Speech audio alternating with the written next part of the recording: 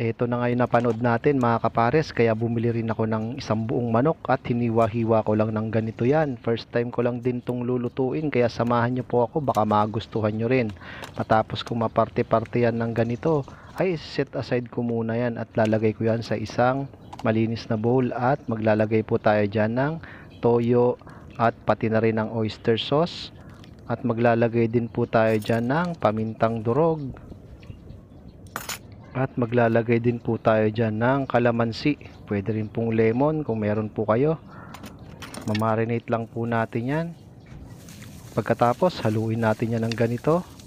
At iset aside muna natin yan sa loob ng 30 minutes. After 30 minutes nga mga kapares ay drainin ko na rin yung ating manok. At naghanda na rin ako ng ating mushroom. Tinanggal ko lang din po yung kanyang sabaw.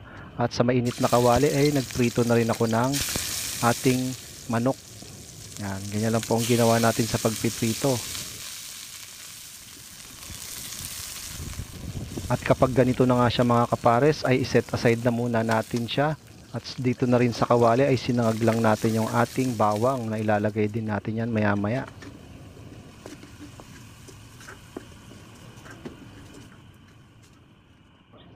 Kaya sa kawali naglagay lang din tayo dyan ng butter.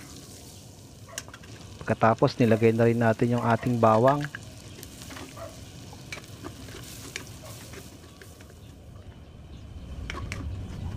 At kapag ganito na nga siya mga kapares, ay ilagay na rin natin yung ating manok.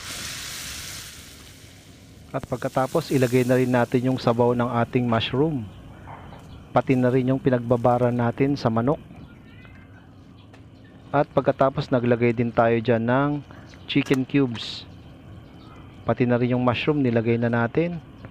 At syempre ayusin lang natin yan at tatakpan po natin yan sa loob ng 10 minutes. At matapos ko nga mailagay yung mushroom ay naisunod ko na rin palang inilagay yung ating sinangag na bawang kanina. Kaya eto, titikman lang natin kung anong pang kailangan nating idagdag. Kaya thumbs up na, okay na daw to. At makalipas pa ang 10 minutes mga kapares. At sigurado na luto na ang ating chicken with mushroom. Ayan. At ang pangpinali natin yung spring onion para may kulay ang buhay. Mangantayin mga kapares. Luto na to. Paborito ko rin ng mushroom.